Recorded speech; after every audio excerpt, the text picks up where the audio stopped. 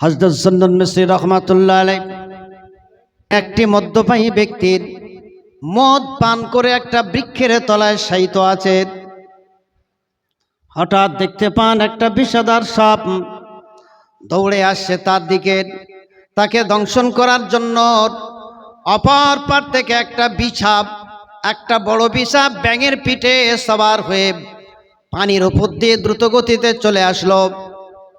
ওই বিছাটা এসে সাপকে যখন কামড় দিল, সাপ ঘুরিয়ে বিছাকে কামড়ালো।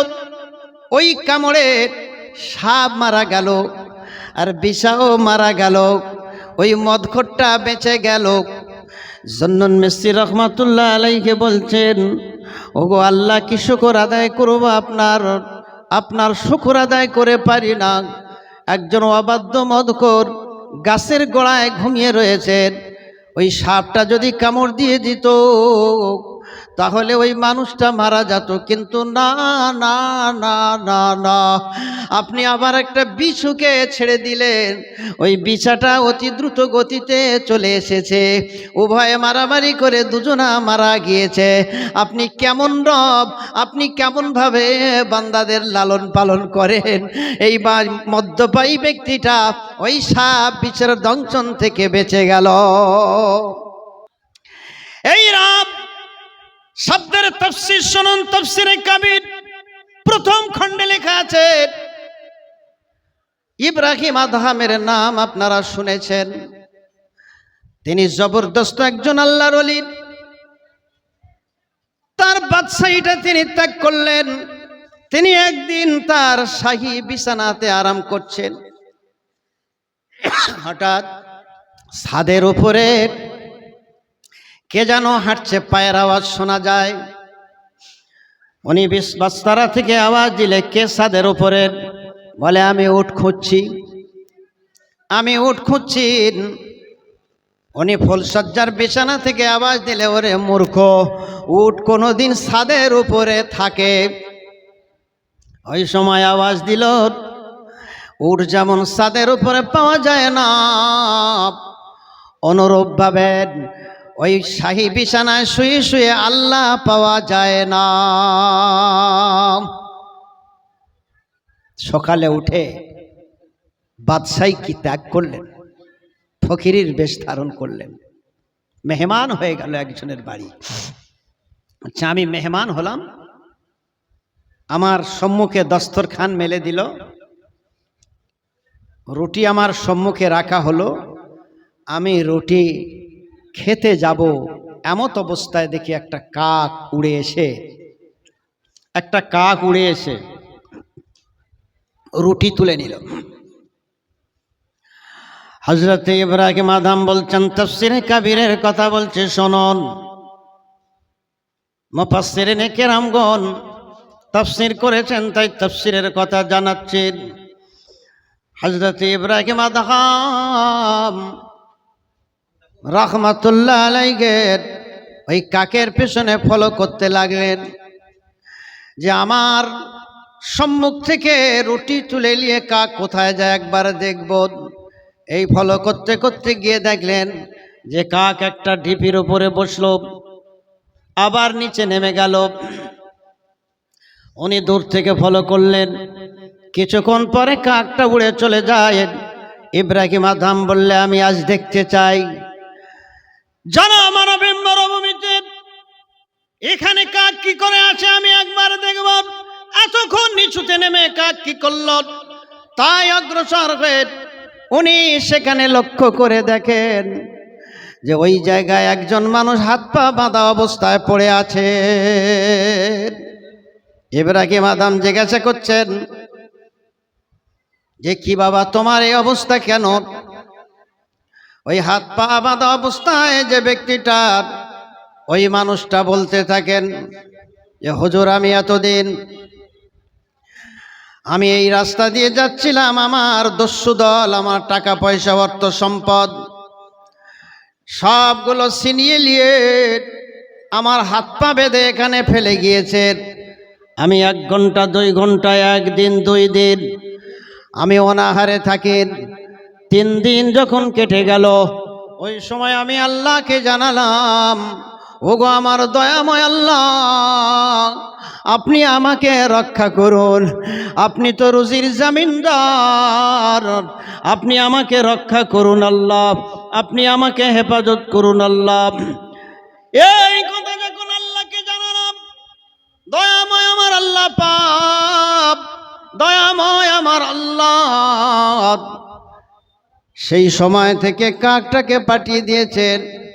ওই কাকটা প্রতিদিন রুটি নিয়ে এসে ছিঁড়ে ছিঁড়ে আমার মুখে খাইয়ে খাইয়ে চলে যায়। জোরে বলবেন না? আর একটু জোরে হবে না? সুবহানাল্লাহ। ইব্রাহিম আদম বলেন, কি শুকর আদায় করব আমি, আমার আল্লাহ পাকের কি কুদরত, তিনি যে রব্বুল আলামিন, তিনি তামাম যে জাহানের রব, কিভাবে তার মখলুককে তিনি রুজি দেন। একটা মানুষ হাত পা বাঁধা অবস্থায় মহা মরুভূমিতে পড়ে রয়েছে, ওই মানুষটার খাওয়ার দেওয়ার তো দূরের কথা, হাত পা তো খোলার কোনো উপায় নাই, কিন্তু ওই কাকটা প্রতিদিন খাদ্য নিয়েছে, রুটি এনে ওই ব্যক্তিটার মুখে ছিঁড়ে ছিঁড়ে দিয়ে থাকেন, আর ওই বান্দাটা ওই অবস্থায় জীবন যাপন করে থাকেন। রব্বুল আলামিন আল্লাহ, আপনি যে রব, 18,000 মখলুকাতের রব, আপনি যে तमाम পৃথিবীর সৃষ্টির রুজির দায়িত্ব জামিনদার, একবার জোরে বলুন সুবহানাল্লাহ। तमाम পৃথিবীর যত মখলুক আছে, तमाम মখলুকের এই সৃষ্টির আপনি রুজি দিয়ে থাকেন, কারোর বা বেশি দেন, কারোর বা কম দেন, ইচ্ছা করলে রুজি কমিয়ে দিয়ে থাকে, ইচ্ছা করলে আপনি বাড়িয়ে দিতে পারেন, দয়াময় আল্লাহ। তাই সর্বপ্রথম সূরা ফাতিহার প্রথমে আপনি আলহামদু বলে আপনি প্রশংসা দিয়েছেন, যে সমস্ত প্রশংসার যোগ্য একমাত্র কেবলমাত্র শুধুমাত্র আমার আল্লাহ। জোরে বলুন, আর একটু জোরে হবে না? সুবহানাল্লাহ। আল্লামা শাহাবুদ্দিন রহমাতুল্লাহ আলাইহি তিনি লিখছেন এই বিষয়টাকে, আল্লামা রুহুল আমিন রয়্যাল বেঙ্গল টাইগার, বাংলার গর্ব, বসিরাটে আল্লামা রুহুল আমিন রহমাতুল্লাহ আলাইহি তার তাফসীরের কিতাবে তিনি ওইটা উল্লেখ করেন। আল্লামা শাহাবুদ্দিনের কথাকে উদ্ধৃত করে বলেছেন, এ तमाम পৃথিবীর সুলাইমান আলাইহিস সালামকে বাদশাহী দেওয়া হয়েছিল। সুলাইমান আলাইহিস সালাম এক সময় তিনি দাওয়াত করেছিলেন যে আমি খাদ্য সংগ্রহ করে আমি মখলুককে খাওয়াবো। হঠাৎ দেখতে পাওয়া যায় বেশ কিছুদিন ধরে খাদ্য সংগ্রহ করে জমা করেছেন, একটা মাছ এসে ওই খাদ্যগুলো সব খেয়ে ফেলল। খেয়ে নিয়ে খোদার কুদরত ওই মাছ জবান খুলে বলছেন, ওই দুনিয়ার বাদশাহ সুলাইমান আলাইহিস সালাম, আপনি আমার আরো খাবার দিন। সুলাইমান আলাইহিস সালাম বললেন, যা কিছু দীর্ঘদিন ধরে সঞ্চয় করেছিলাম সব তো তুমি খেয়ে নিয়েছ, আর তো এই মুহূর্তে আমার কাছে কিছুই নাই। বলছে তুমি কি প্রত্যহ এভাবে খাদ্য খেয়ে থাকো? ওই সময় মাছ বলেছিল, ওই বাদশাহ সুলাইমান, জেনে রাখো, আপনি যে আমার খাদ্য খাওয়ালেন, আমি একদিনে যা খাদ্য খেয়েছি এই খাদ্যের 3 গুণ খাদ্য আমার আল্লাহ প্রতিদিন খাওয়ান। একবার জোরে বলুন সুবহানাল্লাহ। আপনি যদি দাওয়াত না করতেন আমার অনেক ভালো হতো। আপনার দাওয়াতের জন্য আগামীকাল আমার অনাহারে থাকতে হবে, কারণ আপনি আমার দাওয়াত করার কারণে আমার আল্লাহ পাক আগামীতে আমার আর খাওয়ার কাল দেবে না। একটা মাছের ব্যাপার, যদি একটা মাছ যদি সুলাইমান আলাইহিস সালাম পৃথিবীর বাদশা হয়ে তার যদি খাদ্য একদিনের জোগাড় না করতে পারে, ওরে দুনিয়ার মানুষ, আমার আল্লাহ পাক तमाम মখলুকের খাদ্য প্রত্যহ দিয়ে থাকেন। বলুন তিনি কেমন রব? একবার জোরে বলুন সুবহানাল্লাহ। যেদিন পৃথিবীতে আপনি আসেননি, পৃথিবীতে আসার পূর্বে ভূমিষ্ঠ হওয়ার পূর্বে মায়ের স্তনে আল্লাহ পাক ওই ব্লাডটাকে দুধ বানিয়ে রিজার্ভ করে রেখে দিয়েছেন, যে বাচ্চার জন্ম নেওয়ার সাথে সাথে আমি আল্লাহ, আমি রব, আমি মাওলা মাবুদ, আমি তার রুজি দেব।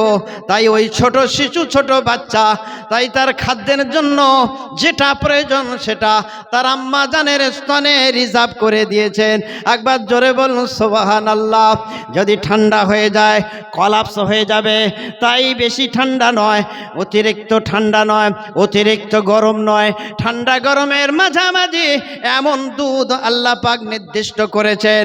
ওই দুধটা না বাচ্চার কোনো কষ্ট হবে, বরং ওই দুধ খাওয়ার সাথে সাথে দুনিয়ার সমস্ত প্রয়োজন থেকে মুক্তি পাবে। জোরে বলুন, আরো জোরে বলুন। তাই আল্লাহ বলতেন রব্বুল আলামিন, তিনি तमाम জাহানের রব। ये आलम दुनिया और मरने की बाद आलम बरज़ात, और कब्र से जब हम खड़े होंगे, जब महशर में हम जमा हो जाएंगे, उसका नाम है क़यामत। ये आलम दुनिया मजरतुल आखिरत, दुनिया मजरतुल आखिरत। ए दुनिया हलो खेती बाड़ी, খেতে যে বীজ বপন করবেন সেই ফসল ফলবে। নাকি আপনি সরু ধান ফেলবেন, মোটা ধান কাটবেন, মোটা ধান আপনি ফেলবেন, রুয়ে দিয়ে আসবেন, আর সরু ধান কাটবেন, হবে? হবে? এটা হলো প্র্যাকটিক্যাল। এখানে আপনার সাজতে হবে, তৈরি করতে হবে, এখানে চাষ করতে হবে। এর ফসল ফলবে কোথায়? কিয়ামতের দিন। কোথায় ফলবে? এর নাতিজা হবে কোথায়? কিয়ামত। মাথায় থাকে জানা। এই লড়কা, ভাগ যাও, भाग जाओ, वरना आप चुपचाप बैठ रहो। बैठो। दुरुस्सुल्लाहुम्मा सल्ले अला सय्यिदिना मौलाना मुहम्मद व अला आले सय्यिदिना মাওলানা মুহাম্মদ। তবে দুনিয়াতে আল্লাহ সৃষ্টি করে অফার দিয়েছে, ফ্যাসিলিটিটা কার বেশি? ইমানদারদের। ইমানদারেরা আল্লাহর প্রিয়। ইয়া আইয়ুহাল্লাযীনা আমানু আমিনু।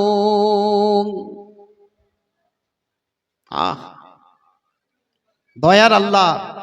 তাহলে রাবের একটু তাফসীর আমি করলাম, কারোর অসুবিধা হয়নি তো? বোঝার ব্যাপার আছে বাপ। একটু যদি না বোঝেন মুফাসসিরিনে কেরামদের কথাগুলো, আপনি বুঝবেন কি করে?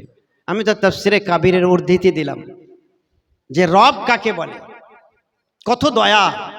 দেখেন, দেখবেন, শুনুন।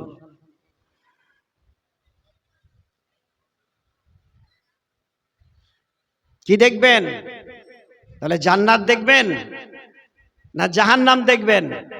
স্পষ্ট পবিত্র কোরআন মজিদ যখন খুলবেন তখন স্পষ্ট বুঝতে পারবেন কোনটা জান্নাত কোনটা জাহান্নাম।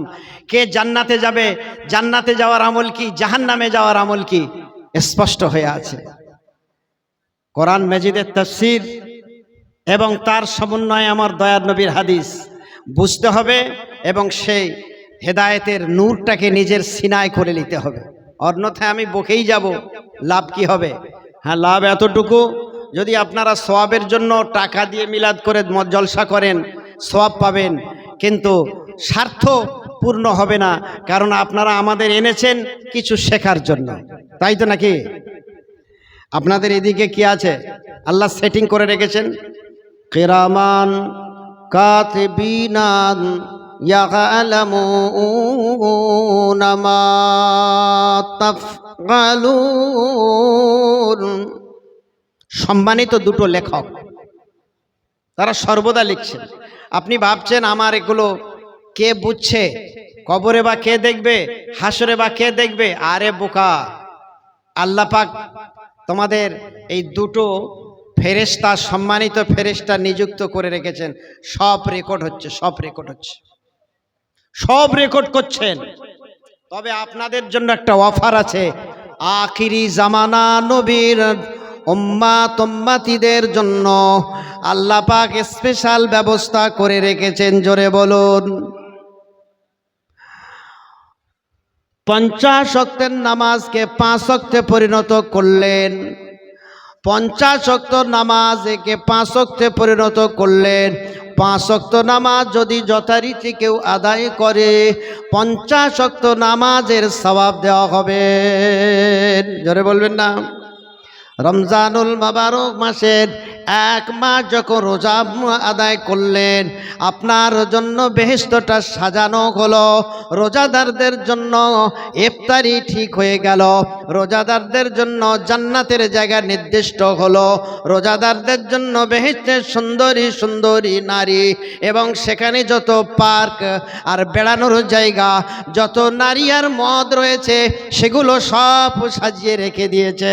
কিন্তু দুর্ভাগ্য মুসলমানের ছেলেরা আমার আল্লাহকে চিনল না, আল্লাহর কথাটা মানল না। এই রমজান মাস চলে গেল বাবা, একটি রাত যদি কেউ ইবাদত করে 83 বৎসর 4 মাসের অধিক সওয়াব নসিব হবে। একবার জোরে বলুন সুবহানাল্লাহ। সে মাসটা বিদায় হয়ে গেল। শয়তানকে শৃঙ্খলাবদ্ধ করে আপনাদেরকে আমল করিয়ে নিয়েছেন আমার আল্লাহ। কিন্তু মুসলমানের কিছু বাচ্চাদের কপাল ফাটা, তাদের কপালে জুটল না। এর ভিতরে যারা আমল করে নিল, এক রাত আমল করে 83 বছরের আমল পেয়েছে, সব পেয়েছে। একবার জোরে বলুন সুবহানাল্লাহ। জানেন জান্নাতের ভেতরে যত হীরা মতি মুক্তা কাঞ্চন, যত নারী, যত মদ, যত পার্ক রয়েছে সেগুলোকে রিজার্ভ করেছে রোজাদারদের জন্য। জোরে বলুন সুবহানাল্লাহ। দুর্ভাগ্য মুসলমানের ছেলেদের। আল্লাহ পাক বছরে একবার সুযোগ দিয়ে থাকেন। তিনি চান না কোনো উম্মাত উম্মতি, আমার হাবিবের কোনো উম্মাত উম্মতিকে জাহান্নামে দি, আমার হাবিবের উম্মতেরা জাহান্নামে যায় না। না না, যে যাকে ভালোবাসেন তার ভালোবাসার মানুষগুলোকে আল্লাহ, মহব্বতের মানুষগুলোকে আল্লাহ আরো আরো সুখ দিয়ে আনন্দ দেন। তাই হাবিবকে আল্লাহ বড় পছন্দ করেছেন। হাবিবের উম্মতদের জন্য সাজানো হয়েছে বেহেশতটাকে। হাবিবের উম্মাত উম্মতিদেরকে আমার আল্লাহ চাল সকলকে জান্নাতে দিন। তাই 1 মাস শৃঙ্খলাবদ্ধ ছিল।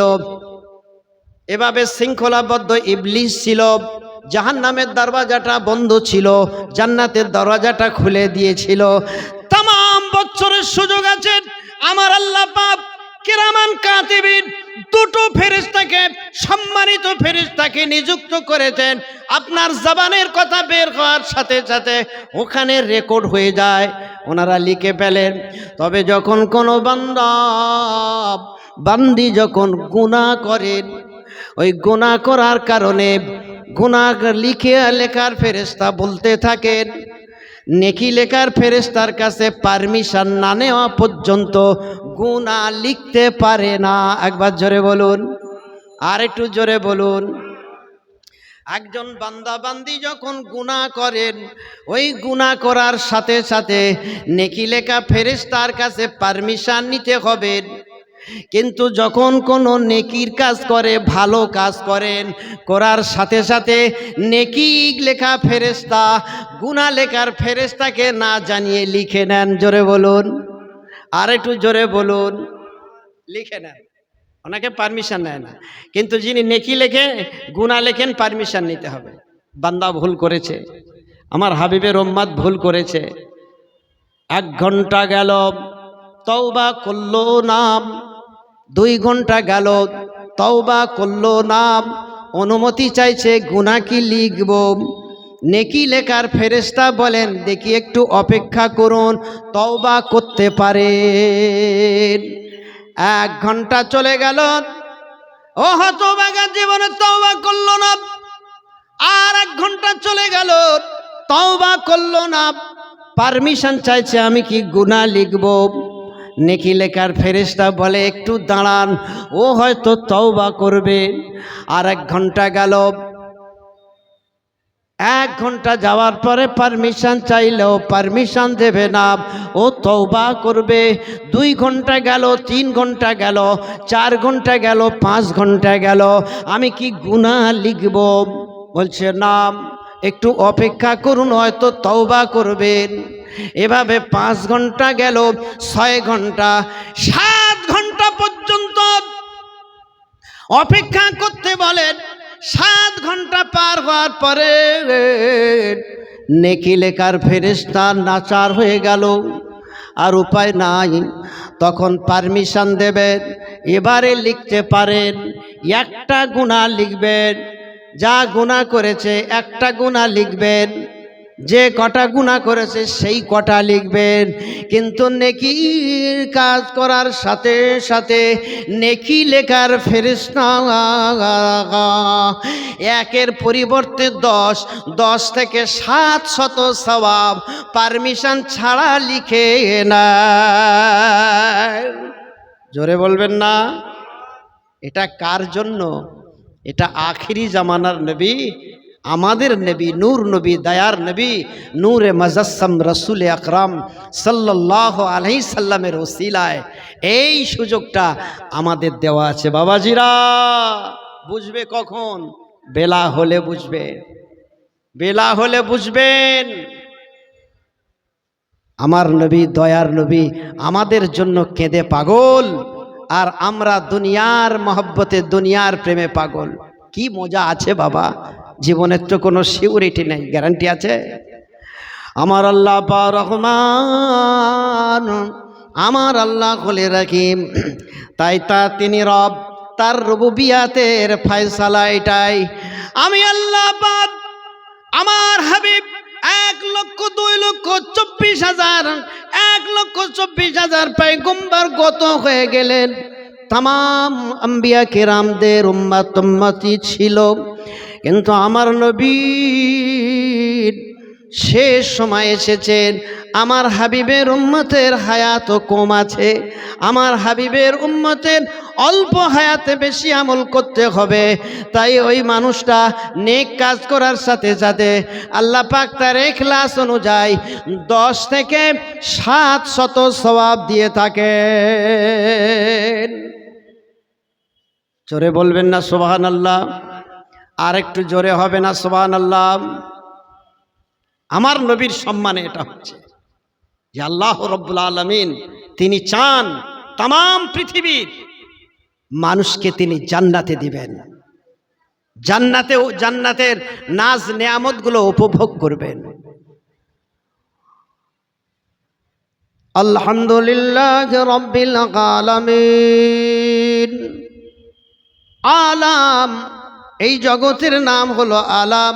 হায়াতে জিন্দেগি, যখন কাপড়ে মোড়ক হয়ে যাব, এ একটা আলাম বা জগৎ। এটা হলো আলামে বারজাক, পর্দার আড়ালে চলে যাব। এবারে আলামে মাহশার, তৃতীয় জগতে উঠতে হবে। ও আমার বাবাজিরা, ভাইরা, এই আলাম এত বড় পরিধি, আরশ পাকের নিচে 1 লক্ষ ফানুস বা লণ্ঠন বাতি জ্বলছে।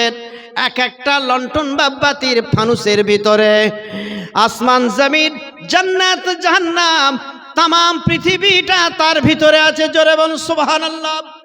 এভাবে 1 লক্ষ ওই বাতি আরশ পাকের নিচে ঝুলছে। একটা লণ্ঠন, একটা ফানুসের ভিতরে 7টা বুক আসমান, 7টা বুক জমিনের মধ্যে যা কিছু আছে সব একটা ফানুসের মধ্যে। একবার জোরে বলুন সুবহানাল্লাহ। এর ভিতরে 99টা যে ফানুস ঝুলছে, তার ভিতরে কি আছে একমাত্র আমার আল্লাহ পাকই জানেন। পৃথিবীর কারোর জ্ঞান দেওয়া হয় নাই, আমার আল্লাহ পাকই জানেন এর মধ্যে কি আছে। তাই রব্বুল আলামিন আল্লাহ তিনি কত বড় কারিগর যে একটা ফানুসের ভিতরে এই 18,000 মখলুকাত ঢুকিয়ে রেখেছেন, লুকিয়ে রেখেছেন। একবার জোরে বলুন সুবহানাল্লাহ। পৃথিবীটা কত বড়, পৃথিবীটা কত বড় যে একটার ভিতরে तमाम 18,000 মখলুকাত ঢুকিয়ে রেখেছেন। আর 99টার ভিতরে কি আছে আল্লাহ ব্যতীত কেউ বলতে পারে না। একবার জোরে বলবেন না সুবহানাল্লাহ। আবার এবারে পরের আয়াতে আসেন, আর রহমানির রহিম,